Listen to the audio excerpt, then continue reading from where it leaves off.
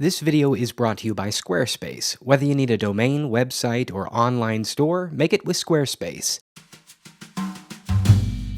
In my hometown's middle school cafeteria, the card game lunchroom nerds were divided into 3 different tables: the Yu-Gi-Oh nerds, the Magic nerds, and the Pokemon nerds. Actually, there was a 4th table, the Digimon nerds, but I mean, come on. I used to float between all of them as a spectator of sorts, but I remember one such day the Yu-Gi-Oh table was in an uproar because Upper Deck had released a new expansion pack that introduced a game-breaking combo which essentially allowed any player to win on their first turn, if they could pull it off. It worked like this. The card Catapult Turtle allowed its owner to sacrifice a monster on their side of the field and deduct half of that monster's attack points from the opponent's life total, which is a pretty cool move, although because you can only have a maximum of 5 monsters on the field at a time, it had its limits. However, when combined with the newly released Magical Scientist, this limit was essentially nullified. This card allowed the player to special summon virtually any number of creatures to the field immediately, which would then be loaded up on the catapult and shot at the opposing player repeatedly until their life points reached 0. Basically, if you got these 2 cards onto the field at the same time, the game was over, and often you could pull this combo off on turn 1 before your opponent even had a chance to play. The kids at the lunchroom table were incredibly bummed out because naturally all of them made decks centered around this combo, and when everybody is just trying to get an instant win, the game is no longer competitive and,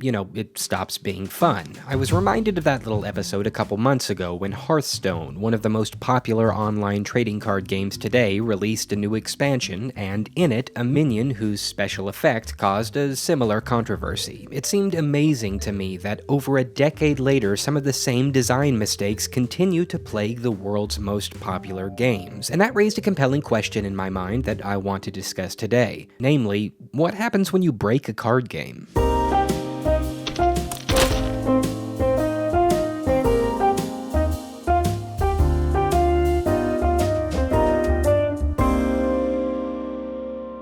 So let's talk about Shudder Walk. In April of 2018, Blizzard released The Witchwood, the 8th expansion to their online card game Hearthstone. It included a slew of new card mechanics, and it experimented with the existing ones by turning them on their heads and implementing them in new and exciting ways. The one we want to focus on is Battle Cry. Basically, if a card has a Battle Cry effect, then that effect activates when the card is played. It's the easiest mechanic to understand. This card has a Battle Cry effect that restores 3 health. That means when you play this card from your hand, your health is, restored by 3. Easy peasy, right? But it gets more complicated than that. There are tons of Battle Cry cards in the game, some with really powerful effects. And while up to that point, Blizzard had arguably done a good job of keeping the stacking potential of these cards under control, in Witchwood, they decided to try something crazy. Enter Shudder Walk. My jaws that bite, my claws that catch. Shudder Walk is a 9-mana card, which basically means you're usually able to play it on that turn number. Probably means nothing to most of you, but essentially this is what you call a late-game card. As a match between 2 opponents progresses, the cards get more and more powerful. Your mana tops off on turn 10, so a 9-mana card usually signifies something with an extreme amount of power. And Shudder Walk doesn't disappoint. It's a 6-attack, 6-health creature, but the really splashy part is its Battle Cry effect, which simply reads, repeat all other battle cries from cards you played this game, with the targets chosen randomly. This is a crazy and incredibly over-the-top effect, and one that's really only suited for an online card game like Hearthstone. After all, online games have a built-in memory that keeps track of each card and the order in which it's played during the match. Imagine trying to implement an effect like this during a tabletop game of Magic the Gathering. A player would have to manually sort through all of his or her cards played during the match to figure out which battle cries needed to be repeated. And as far as selecting targets randomly, I guess you would need to just assign each potential target on the field with a number and either have a compatible die or random number generator handy to figure out which card is targeted with which effect, which is a headache in and of itself and would take forever. Figuring it all out would be incredibly cumbersome and, most importantly, the opposite of fun gameplay. So in theory, Hearthstone's online arena, which does all that calculation and randomization instantly, is the perfect environment to try out such a chaotic card effect. In practice, however, well,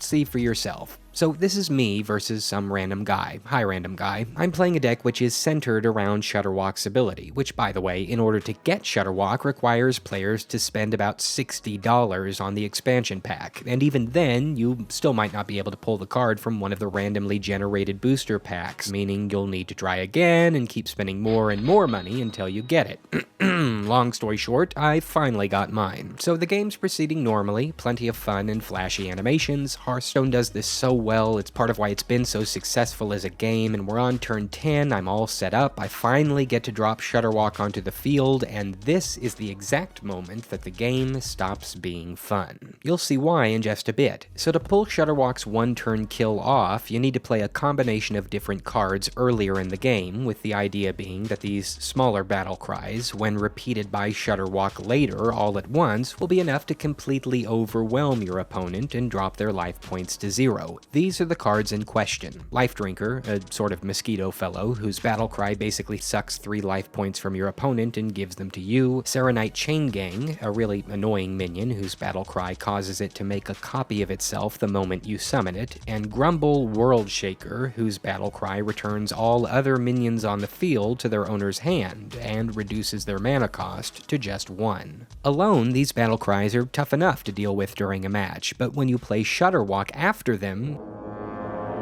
well, just try and follow me. Let's say you've played all of these cards in the early game, and now that it's late game, you have enough mana to play Shudderwock. Shudderwock enters the game, and its ability triggers. It now will recast all previous battle cries you've used during the match. So it repeats the Life Drinker battle cry, sucking 3 health from your opponent and giving you a 3 health boost. So far, so good. In fact, let's say you manage to play 2 Life Drinkers before Shudderwock drops. That's 6 health sucked from your opponent. But then, Shudderwock uses Serenite Chain Gang's battle cry, meaning it summons a copy of itself. But wait a minute, that means this new Shudderwock's battle cry is activated, which means Life Drinker's battle cry is activated again, sucking another 6 life from your opponent. And then that Shudderwock uses Serenite Chain Gang's battle cry, so it creates a copy of itself, and then the copy of the copy's battle cry starts, and, well, you see what happens, right? Eventually, your board fills with Shudderwocks, and even if your opponent somehow manages to survive because your turn reached its time limit, I mean, what are they even supposed to do against a board like this? And remember, you played Grumble World Shaker too, so most of those Shudderwock copies will go to your hand with a reduced cost of 1. So on your next turn, you literally have a hand full of 1 mana Shudderwocks to play, who will all create even more copies, and then those copies will create copies. You get it by now. Plus, just for fun, you could play Murmuring Elemental before dropping your first Shudderwock, and it will ensure its battle cry triggers twice if you want this whole routine to last even longer. Now, in theory, this ridiculously over-the-top late-game combo should be pretty funny and neat to watch, but here's the problem. When a battle cry effect happens in Hearthstone, a corresponding game animation plays. For a normal match, no big deal. You play a card and it's got a neat little 3-second flurry you get to watch before you can play your next card. But imagine being caught in a constant loop of those 3-second flurries. Doesn't sound really fun to sit through, right? Right. Not only is it not fun for my opponent, it's not fun for me. I literally am forced to wait and stare at my phone while the battle cry animations play out, unable to do any kind of input, because you can't do anything until a card's effect resolves. And this one, well, My jaws that bite, my claws that catch. My jaws that bite, my claws that catch. My claw jaws that bite, my jaws that bite, that catch. That catch, that catch. you basically had to just watch until someone's health finally dropped down to 0. Here's an extremely sped up version of me playing Shudderwock. I'm not doing anything here, this is just a solid 3 to 4 minutes of nothing but battle cry animations. I'm going to win. The second I played the card, I knew the match was over, my opponent knew the match was over, but both of us have to wait for the process to play out before we can start a new game. If you're the loser, this is infuriating. You're essentially forced to watch yourself lose for several minutes. It's demoralizing, feels like a total waste of time, and it makes you want to stop playing. If you're the winner, this gets old really, really fast. After its release, the Shudderwock situation became so bad on Hearthstone servers that lots of players would just automatically resign when they were matched against the deck type because they just didn't want to have to waste time playing against it. A slow-paced Shudderwock deck can drag the time of a single match to upwards of 23 minutes. Half an hour if they're purposely trolling you. Would you want to sit through a half-hour game that you know you're just going to lose? Especially when you know that in that amount of time, you could play at least 2 other matches and have a decent shot of winning them? Of course not. And this game-breaking combo is so dispiriting that, just like in the middle school cafeteria, lots of players became so frustrated that they just didn't want to play anymore. I sort of had an on and off relationship with Hearthstone myself, but after a day or two of dealing with Shudderwock, I decided to quit, and I've never played it since. For Blizzard's part, they eventually got around to addressing the issue. After a month of letting Shudderwock rip through the metagame, they released a patch that attempted to alleviate the issue by doubling the animation speed of Shudderwock's effect and giving it a 20 battle cry limit. This isn't the first time Blizzard has attempted to fix a broken mechanic. They regularly alter the properties of certain cards in a process called nerfing to try and keep the game balanced. But that raises an ethical question, namely, if you were a player who spent $60 or more to get hold of a certain card so that you could remain competitive, and then the makers of the game changed how that card worked so that it no longer had the same properties you sought in the first place, do they have any obligation to compensate you? This opens up a bigger discussion about the nature of online card games as a whole compared to tabletop. If you buy a physical card that gets nerfed for competitive organized play, or placed on some kind of restricted list, which is more often the case, you can still theoretically play games privately using that card as it was originally released, and in that way retain a little bit of the original purchase value. But in an online system that can literally change the text and value on every card you purchase at any time without your consent or even warning, what are you actually purchasing? In that sense, do you even own the card? And where should game designers draw the line? Because after all, you can apply this same conundrum to any kind of game in the digital era in which we now live. In 1997, I could go to the store, purchase a video game, and I could trust that that game would play the same way every time I turned it on. I knew what I was buying, in a sense. But today, when I purchase a game through an online service, that game will likely be routinely patched, sometimes altering the game so much that after a year or two, it bears little to no resemblance to what I originally purchased. This can be a positive, but in a game like Hearthstone, which has a regular rotation of cards and gameplay mechanics, the negatives can often be glaring.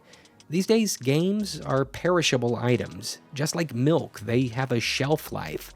They will not stay the same after you purchase them, even if you want them to. Does this mean that gamers need to adjust their expectations? Or do designers need to be more accommodating to their customer base? I can't give you an answer to these questions because I don't know the answer, but I'd love to hear what you think in the comments. One thing's for sure, card games have come a very long way since I played them as a kid, and I find myself both excited and scared to see where they go from here. Big thanks to this video's sponsor, Squarespace. Hey, do you have an idea for a website? I promote Squarespace often on this channel, and that's because I believe in them. My own website is powered by Squarespace, and through it I can post videos, audio, images, text, and manage an online storefront. It's the perfect choice for creators and small business owners who want to get started making beautiful sites in no time at all. You can try it out for free by heading over to squarespace.com to start a trial, and when you're ready to launch, you can go to squarespace.com/AustinMcConnell to save 10% off your first purchase of a website or domain. Thanks also to my Patreon supporters who are listed on screen. For just $1 a month, less than the cost of a cup of coffee, you can get behind-the-scenes access to my channel. Consider supporting today.